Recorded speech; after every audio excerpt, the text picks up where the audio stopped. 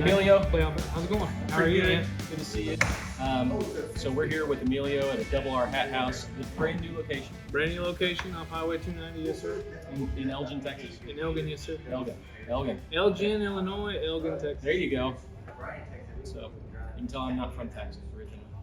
Don't matter. That's the biggest tell, because it's so hard to pronounce a lot of the cities in Texas. Yeah.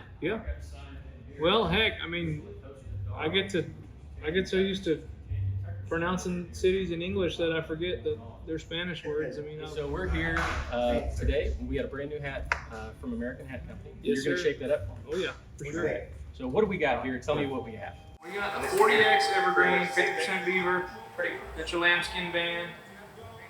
That's a good looking hat. I love the buckle set on it. 1¼ inch brim. Doesn't get much better than that. It's a great hat. It's a brand new color from American. Oh yeah.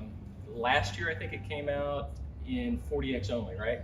It came out last year, but it was a teaser. They didn't really release it. It was just kind of like, hey, look what's coming. Right.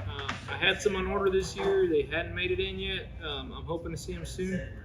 But I did get one personally. I did get one in 40X. I liked it. I actually ended up giving it to my sister. But it was a really cool hat. And I'm excited to crease one of these. And really, Another thing I'm excited.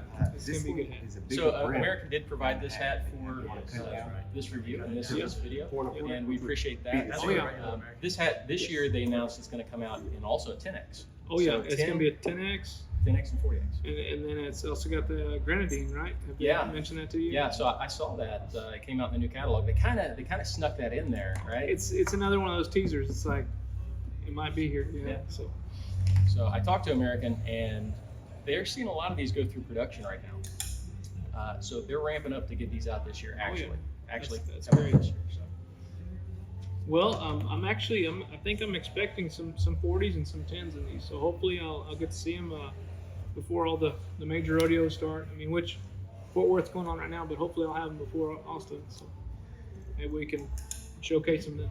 That's right. So you can't get this right now. It's going to be a little harder to get. Oh, yeah. Hopefully in a month or two, when this video comes out, you should be able to start getting those. Oh yeah, hopefully, yes sir. Right in time for straw season, right? Oh yeah. Well, heck, nowadays you got to buy them when you find them. That's right. They go fast. We talked a little bit off camera about the Christmas season, how hard it was on hats.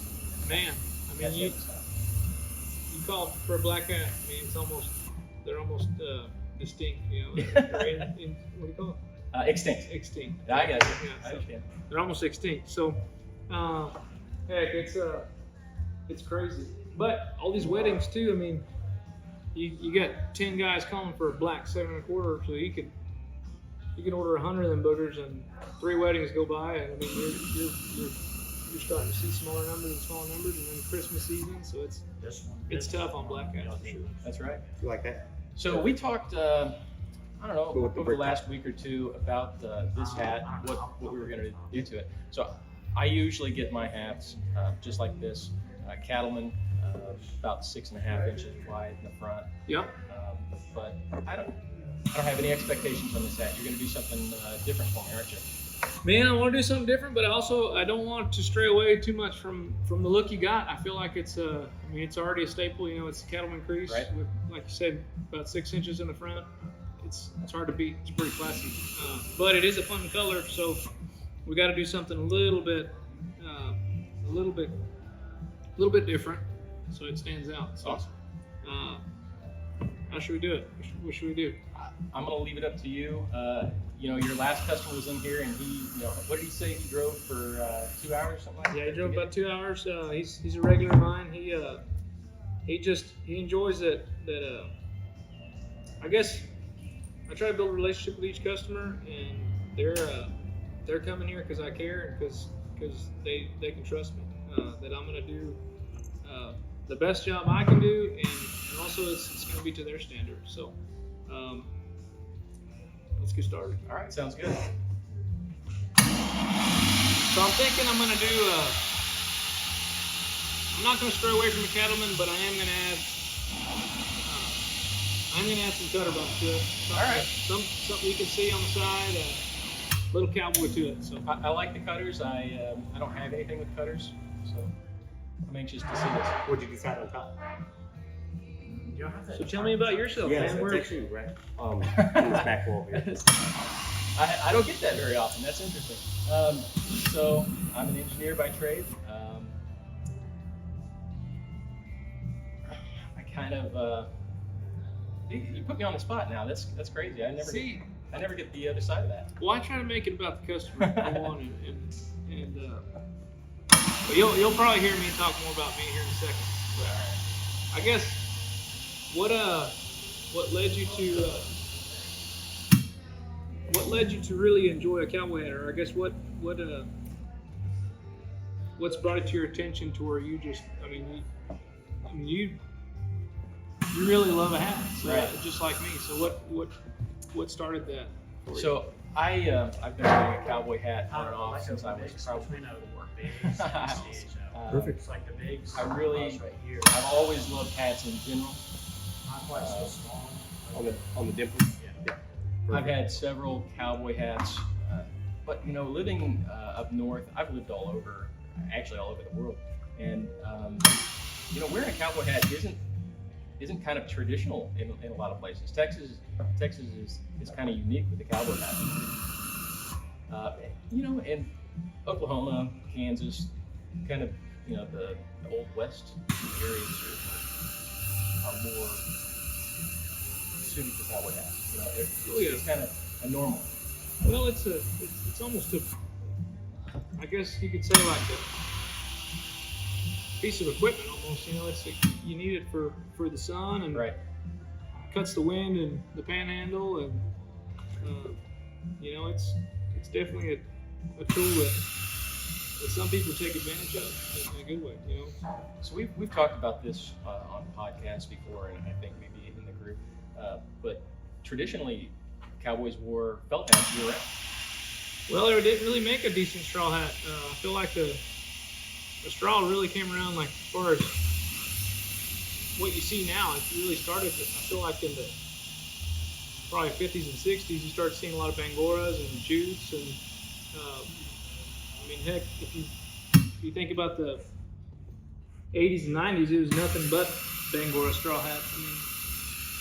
I feel, and in American, right? That was a huge deal.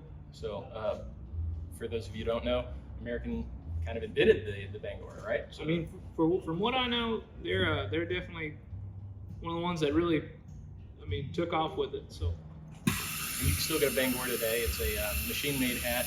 The body's machine-made. But they're tough. Yeah, for sure. Then the polyrope, I guess the polyrope's very old school as well. Pretty tough. One of those ones that's kind of lasted the test of time. And of course, with those weaves, the Bangora and the poly, you're kind of limited on designs. It's probably a lot harder to weave different styles. But like the Panama, I feel like it's such a go-to because you can do anything with it. They're very versatile as far as coloring and designs. But as far as structure, it's really hard to beat a Bangora or a polyrope. In fact, you're from Texas originally? Yep, born and raised in Texas. My parents are from northern Mexico. They're from Coahuila, but I was born and raised here in Texas, and really, I've always been around hats. My dad wore hats. His dad wore hats. It's something that's kind of gone on for generations. As far as I know, anybody who was somebody wore hats. So I wanted to, I guess, growing up wearing hats, I noticed there wasn't really a place that you could go and get one to use. It was during the time of everything was pre-creased, everything was cookie cutter, stamp. Everybody looked the same, and I was like, you know what? Where do we get authenticity? Where do you get something that I guess kind of symbolizes who you are? And I kind of discovered open crowns. I was creasing hats at Cavender's in high school. It was kind of my high school job, and you'd get maybe one open crown come in, and I was like, wow, this is pretty neat. And heck, I was just watching TV or whatever, watching the PBR, and you see these guys wearing different weaves, different crowns. And that's kind of when I discovered American, and I was like, wow, that's really cool. And why can't these shelf hats look like that? Well, they won't look like that. You got to order open crown to make them look that way. And just started ordering them in. So I started creasing hats at 16, started ordering them in and shaping them. And the more I did, the better I got. I just feel like an open crown in general, options are endless. You know, you can do whatever you want. And I worked there for a little bit, and then I started traveling on the road for a company that used to be called American Hat World. So before American Hat Company had the Instagram, had the Facebook, this company I felt like really put their foot in the door as far as advertising and kind of showing them off. Of course, American, I mean, they were known, but never to the masses like they are now. American Hat World was like, it kind of, what do you call it? Kind of showcased them a little bit.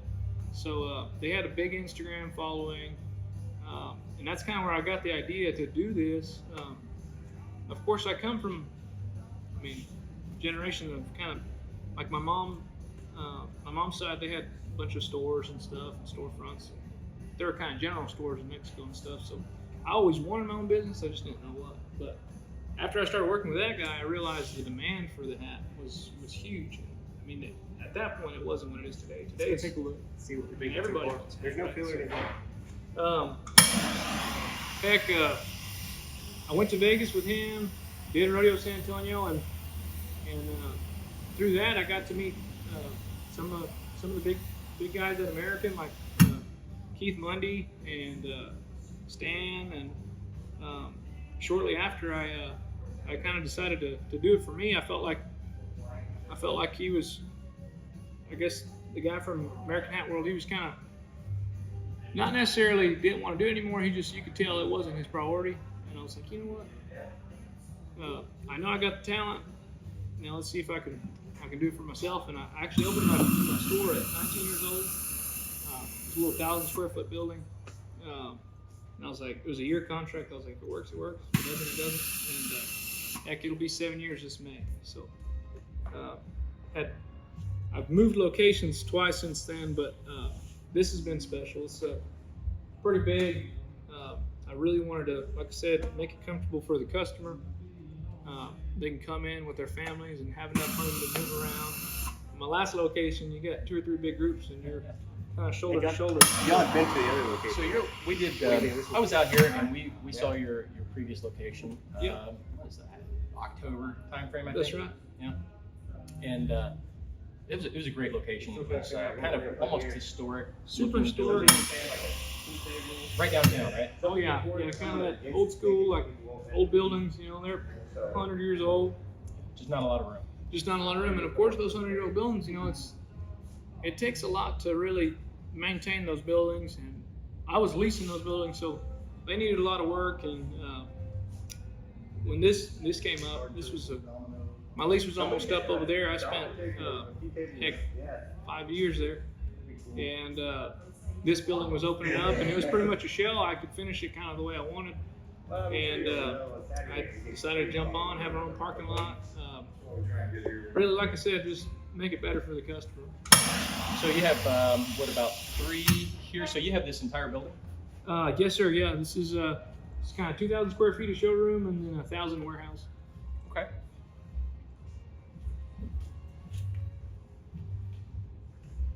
So right now what I'm adding is a little bit of dip to your hat. Like I said, I enjoy authenticity, and I want to give that cowboy touch to every hat I shape. And I think you're really going to like this. I want a touch wider than what you're used to. Okay. We talked about maybe kind of doing a little different. Kind of got somewhat of a JB going there. A little bit of dip to the front. I'm gonna add these cutters, and then we're going to take a look at it. Sounds good. It's a good looking hat, man. It really is. I'm not going to say I'm the fastest, but I was told once that fast is smooth and smooth is fast. And it never made sense until you just do it. So I was going to actually mention that you are you're almost done with this already. And we just, we really just started the video. You're pretty quick at doing that. And I think that kind of comes from, you've been doing this alone for a long time, right? I've been doing this alone for a long time. Like I said, I started at 19. It was just myself. Of course, I mean, it's a family business. Like I said, my mom would help, like just kind of help maintain the store, just clean and organized, and then my sister would help me kind of run the register. And it went on that way for that first year, and then of course my now wife, she started helping me my second year, and it was just us two really for 5 years. I mean, hard at it, and then this now 7th year, I've been really able to kind of spread out and get a lot of help. Heck, when it was just my wife and I mean, it got to where, I mean, it was an hour and a half wait, 2 hour wait, and the line just kept stacking, and I was just pumping hats. I mean, the record by myself was 70 hats. 70 hats in one day. That's a hat every 7 to 8 minutes, which typically that's straw season. Of course, I can't do those numbers in felt season because, I mean, it takes a lot longer. But, I mean, I got to really knocking them out and moving fast, but not rushing, of course, because the last thing I want to do, I tell everybody that works for me, I'd rather the customer wait with us another 5-10 minutes than try to save that time and give them an unfinished product. Right. And you recently added a second shaper? Added a second shaper. I needed him. I needed him when I opened, right? But SB, he was dabbing at being an electrician for a little bit, and it was right before Christmas season this year, and I was like, hey man, if you want to start shaping hats again, just let me know. And he was pretty much he was telling himself he wasn't having very much fun being an electrician, so he wanted to come back. So he's been helping me. He was a lot of help this winter, and really taking a break with my hands a little bit. My hands were. Everybody always asks me, it's like, how are your hands? I was like, my hands are fine, but my feet, it's standing in one spot all day hurts. But it does. But lately, after 7 years, I mean, it takes a toll on your hands, and he's given me a little bit of a break, so it's helped out a lot having somebody else. We're here on a Wednesday because you're so busy on the weekends. What kind of numbers do you see on a typical Saturday? Well, typical Saturday, like I said, currently I hadn't really advertised the new location yet. That's kind of the new goal, and really see kind of a bigger crowd on Saturdays. So right before the holidays, I did post that. I mean, it is a 1 or 2 hour wait, which it kind of pushed people coming in during the week. But now that I have help, I'm probably gonna elaborate on that and hats 2 at a time. I mean, that's a lot quicker than 1 at a time. So we're hoping to see a lot more people on Saturdays. Right now, it's like I said, it's gonna average about 60 to 70 people on a Saturday. But I mean, that's a lot of people still. But I think we can push for more now that I got help. So. Add a third steamer? Add a third steamer, hopefully. I'll another guy I got working for me. His name's Nate. He's in college right now. He just started his master's, but in his off time, I guess winter break and summer break, he's here helping me. And that's a guy. I mean, I helped kind of, I guess, start him from scratch. So he had no bad habits, and he creases a lot like me, and hell of a salesman. And I look forward to having him back this summer. Yeah, we met Nate last time we were here. Where's he today? He's back at A&M, yes sir, getting his master's degree. Okay. I told him he didn't need a master's to shape hats. He just got to show up. But he had the opportunity to do it, so I said, go ahead.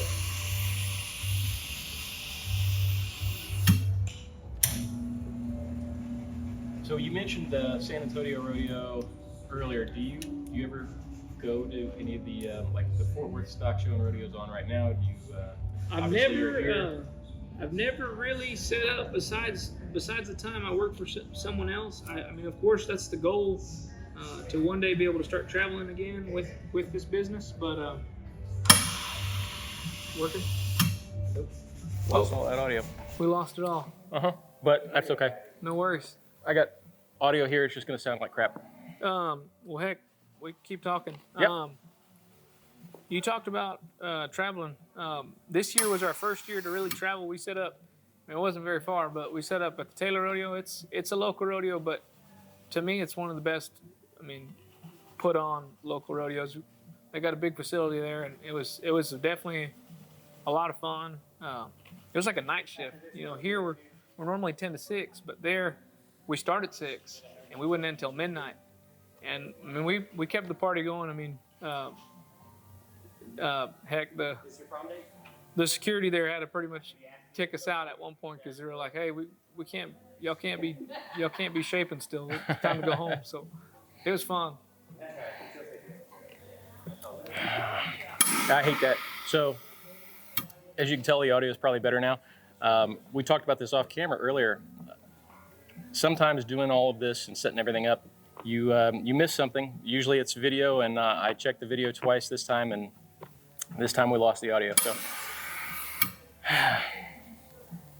hopefully everything is caught on these other two cameras. Man, and if it's not, we'll do it all over again. Hey, if it's not one thing, it's another, and nothing's ever perfect. I had my coffee this morning, and I feel like I'm talking 10,000 miles an hour. So. There you go. We can talk all day. So, what kind of customer base do you have? You mentioned it's a lot of traditional cowboy hats. Well, so you get a lot of working cowboys in here. Well,